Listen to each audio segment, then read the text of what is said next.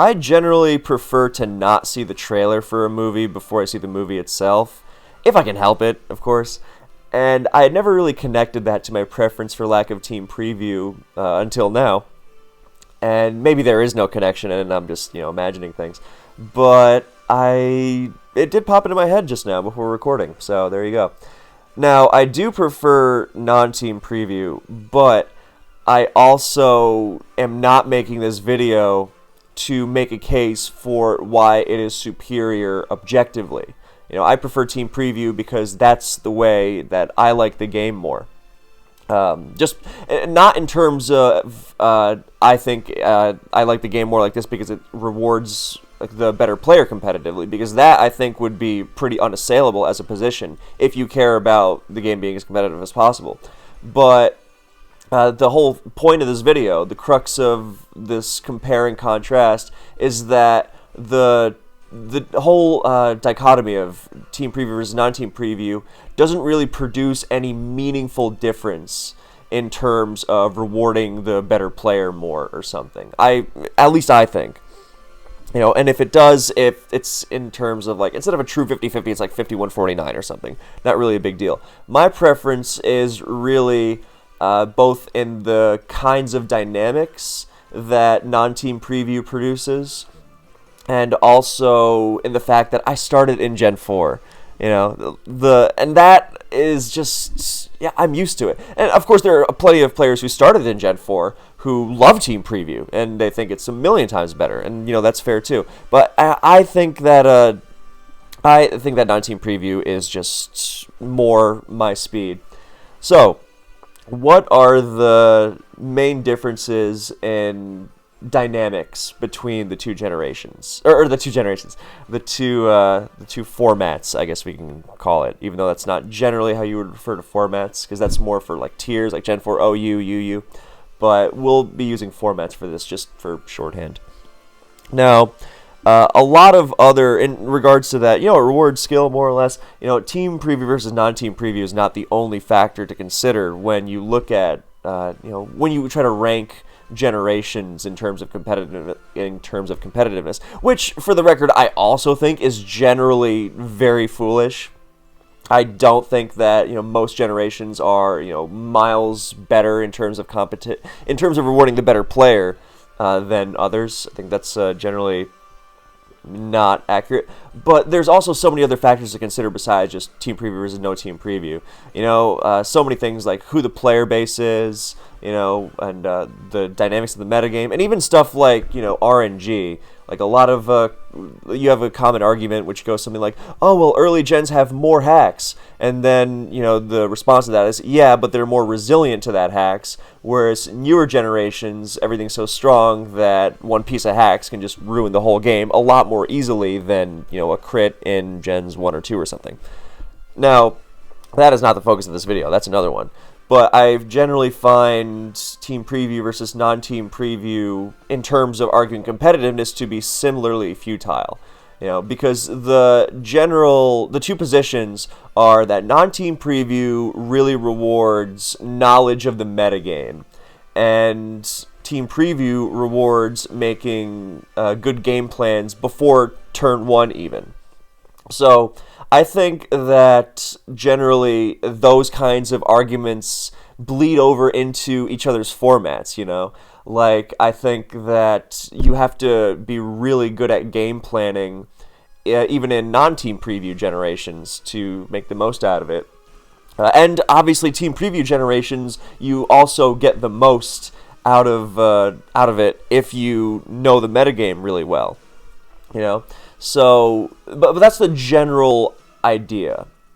So, when we say things like, oh, the non-team preview is going to reward metagame knowledge more, this generally refers to the hidden Pokemon in the back, which is the subject of much fear, much debate, even sometimes, where some people think it's unhealthy. Which I can sympathize with the idea, because I do think it's a good thing that Team Preview came around when it did. I mean, it was Gen 5, and it was ostensibly for Zoroark, which, don't get me wrong, would have been a nightmare. But Zoroark's a pretty bad Pokemon, so it could have been on something way, way more threatening. And it's more, the whole Volcaronas and, Latioses of the world, which are just, so, they make Gen 4 Ubers, which gets by completely fine without Team Preview. They make Gen 4 Ubers look like a UU tier by comparison. So, I think the only time I really, really think that... Well, I think there are people who tell on themselves on both sides of the argument. People who say, like, oh, Team Preview makes the game too easy, where it's like, well, clearly that's not the case, because otherwise then the best players wouldn't win as consistently in Team Preview generations as they do. I think this is what I mean when I say I don't think it's better or worse one way or the other. I think it's just the way that the skill gets expressed is different. Not that, a format rewards skill more. So, like, if you know what you're doing in Team Preview, yes, seeing what your opponent has right off the bat is going to help you lock it down and more easily. And that is very skill rewarding. Forming a game plan just to really make sure that nothing goes awry. And not to say that there aren't surprises, of course, in Team Preview, but we'll get to that. But, when if someone says, oh, it just makes the game too easy, that's very clearly not true, right? I would hope that's obvious, but, sometimes you see, people from the, non-Team Preview days, and I hate when people like this do that, because then they make us look bad, the non-Team Preview people. It's like, see, those non-Team Preview idiots, they can't even handle Team Preview, and that's very clearly not the case. I hope that's, obvious. They don't speak for us. Whereas, players like myself who have played both non-Team Preview and Team Preview extensively and, understand the intricacies deeply say, yes, it's different, but it is not better or worse. So when you say, oh, Team Preview makes everything too easy because you just see what it is right off the bat, then, obviously that's not true. But on the other side, then you have people who tell themselves with regards to lack of Team Preview. When they say, oh, the game's too hard when I don't know my opponent's team. That, I think, is also, like, similarly silly. I think it's, like, come on. You need the opponent's team. And here's that whole dynamic spelled out perfectly. This exact argument encapsulates that whole idea very well. It's that if you know the metagame, then you don't need your opponent's team shown to you at the beginning of the battle, because here's a good way to put it. I forget who said this. It might have been like Tony or someone. But a good player in a non-Team Preview generation is doing as much as they can from turn one, from before the first move is even made, from just the lead selection, is doing as much as they can to form their own mental Team Preview in their mind. They're trying to figure out their opponent's team. And, you see a Hippowdon lead. That's an easy example because Hippowdon means stall. But, like, you see a Metagross lead, and, that can mean a bunch of different things. See a Dragonite lead. Even an Azelf lead. It's like, okay, it's likely this, but it could still be this. And every turn you are updating that mental Team Preview.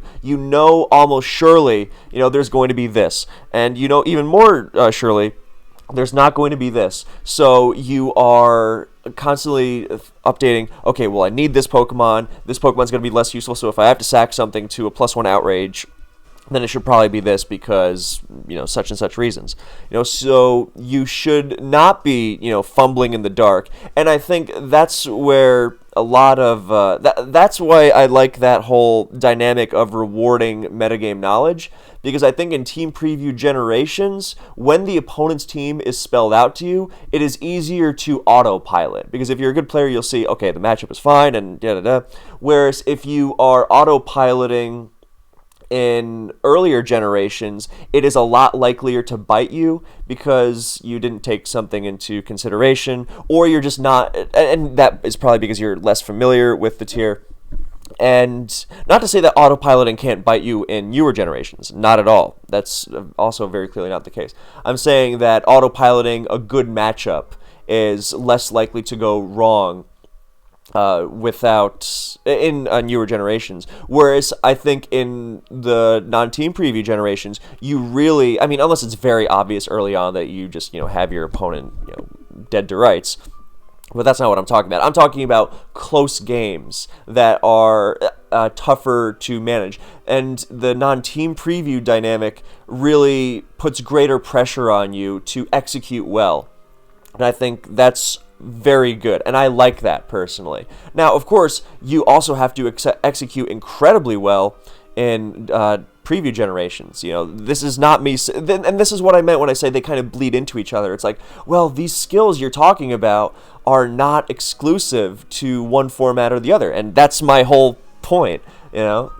Like in Generation 4, there's the famous examples of, the last Pokemon, so threatening, I don't know what it is. But in preview generations, one of the best things you can do is, yes, you will not have the element of surprise in terms of Pokemon as soon as Team Preview hits. You can still use unexpected Pokemon that your opponent sees in Team Preview and goes, oh no, I gotta face that. That's terrible. That's scary. Or what does that do? That element is not extinct at all.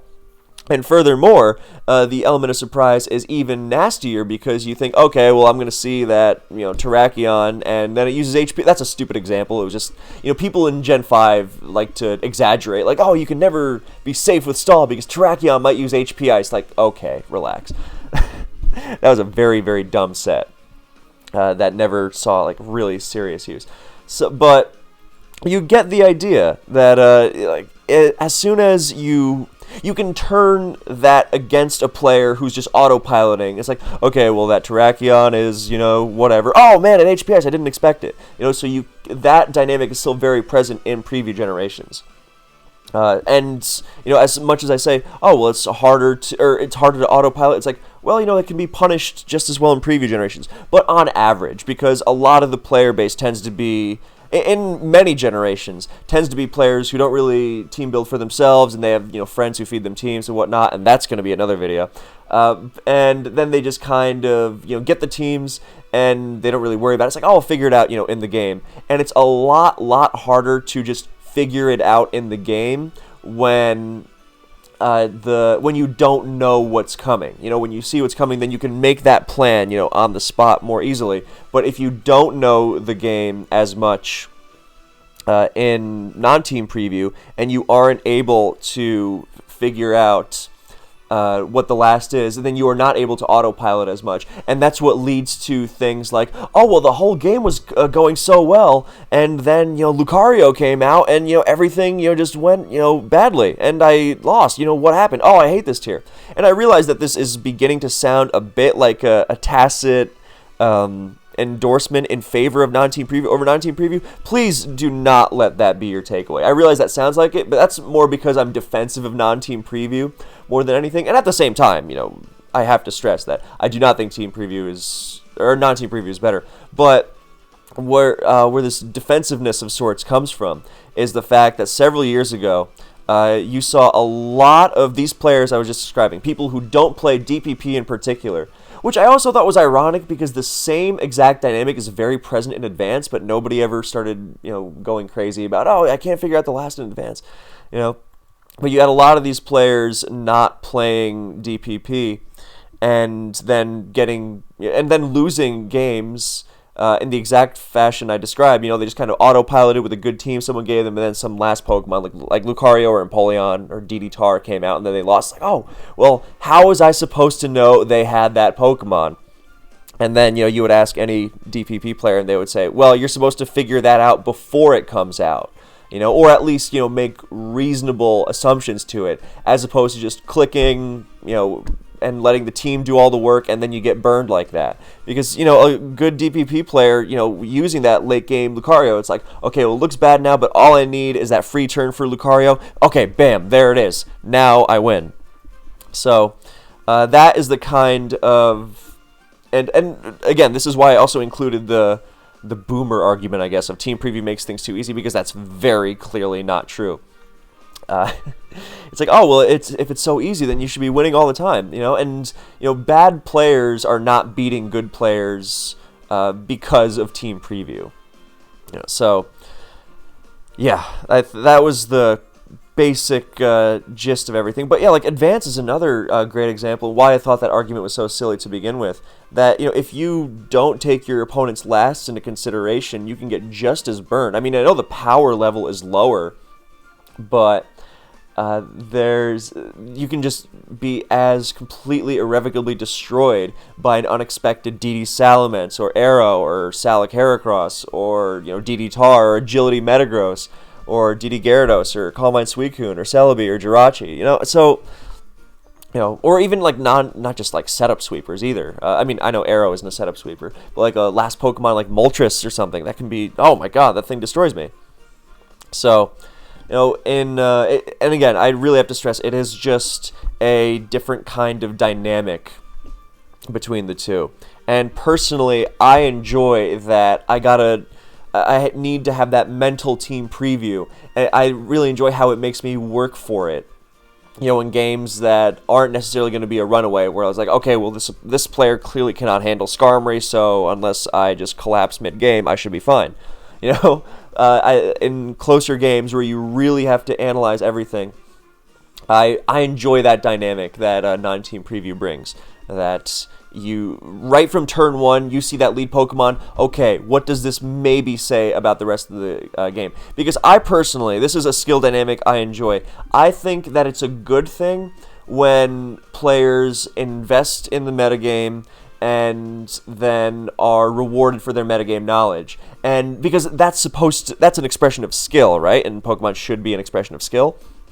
And when you have someone who doesn't really play the game, who just kind of is handed a good team and just autopilots, I think that kind of goes against a lot of what Pokemon is. So I enjoy when the format really demands that you know what you're doing, as opposed to just, oh, well, I clicked and everything kind of fell into place.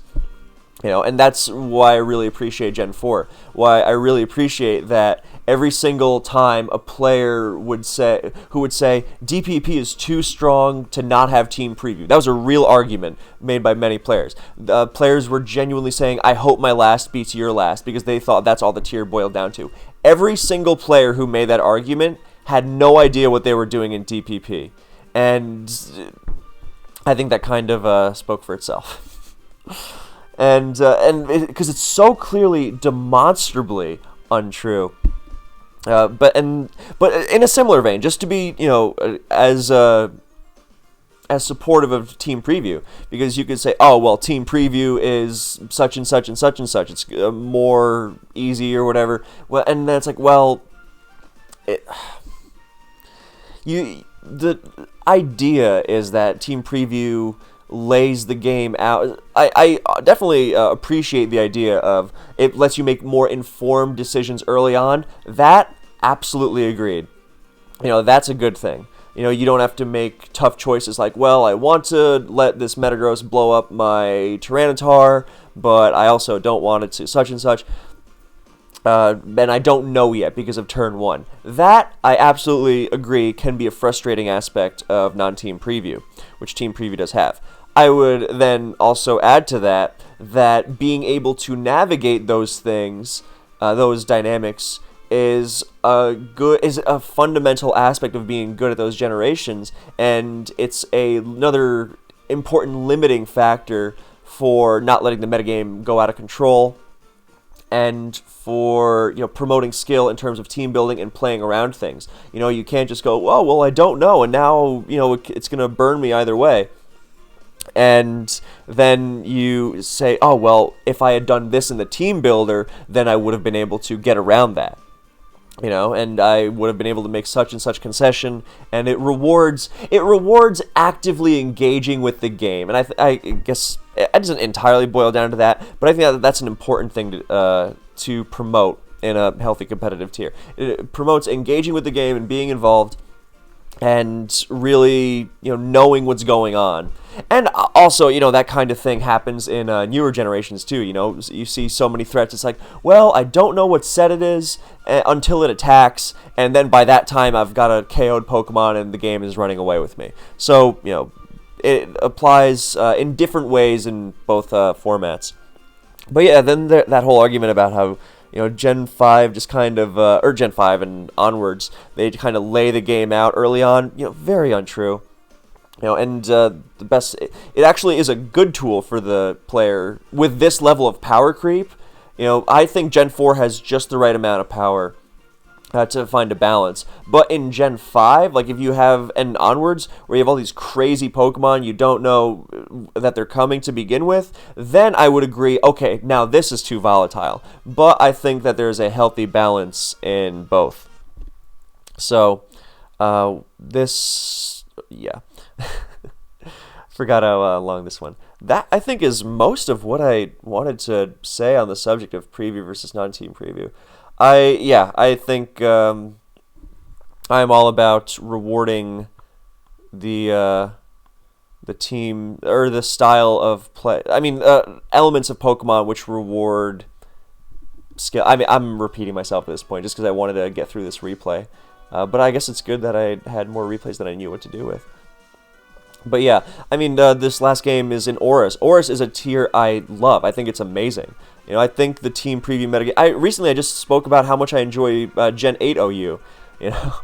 But yeah, I think the team preview stuff is great. It's just a very different kind of game, and I don't really think they should be compared. You can have a preference for sure. You can say I enjoy planning out the entire game before turn 1 in team preview metagames. Yeah, I think that's great. I also like trying to plan out, games against common team styles in non-team preview generations. Okay, with this team I'm going to play like this and this and this, and then based on what the opponent does, then I will respond this way because then I will be fine against their remaining, SD Lucario or whatever. So, but obviously you'll never know exactly what the opponent's running until you face it, and then it becomes a different dynamic in preview. So, yeah, I mean, back in Gen 4, people used to talk about the legendary last Pokemon Lucario, which just always was this magical, broken winner of games. And I always thought that Agility Empoleon was a lot scarier to deal with in a surprise late game scenario than Lucario, because first of all, it's easier to disguise the fact that you have an Empoleon, and it's less prepared for in general. And it's also just so strong and so fast. So, but again, that's just preference stuff. So, yep, and people were talking about SD Lucario like it was the most broken thing because it could come out like it. Yeah, so that's more or less everything I wanted to say. Thank you so much for watching. And I'm just letting this replay play out. It was an interesting game. I like seeing Hydreigon. It's a long one, though, so we might just skip through. So, yeah. Wow, great move by PJ there. For those who just have me, in their car or just listening while they're working out, or shaving, apparently. Apparently a lot of people use me for that. Then you're not missing anything. I just had some replays on the screen, as usual. As usual. Oh, is this a tie between the Drill and the Zapdos? That's funny. Yeah. Yeah, okay, so... Thank you for watching, and I will see you in the next one.